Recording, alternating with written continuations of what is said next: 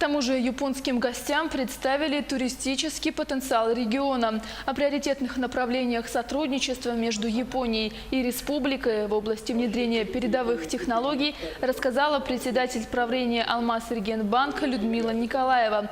В своем выступлении она отметила, что в республике необходимо развивать гостиничный номерной фонд. Также о намерении развивать сотрудничество с японскими коллегами заявили такие компании, как ГАВС, Сахачай, турагентство и Ствинт. Очень многие туристы из Японии сегодня ежегодно выезжают для того, чтобы посмотреть северное сияние в такие страны, как Финляндия, Норвегия, Швеция. И мы могли бы нашим коллегам и нашим партнерам из Японии предложить ездить для этого не так далеко, а совсем рядышком сюда, в Якутию.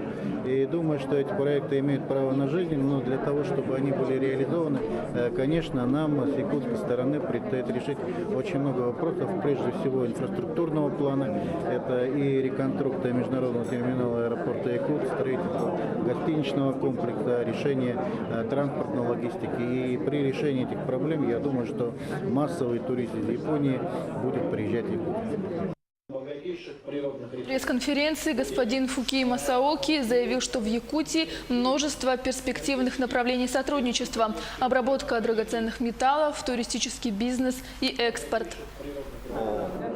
Я думаю, что есть большой потенциал развития экспорта. Мы слышали, что здесь есть бивни мамонта и якутские бриллианты. Но сейчас я узнал, что у вас есть вся таблица Менделеева. Используя наши технологии, мы можем перерабатывать часть сырья, тем самым развивать наш бизнес.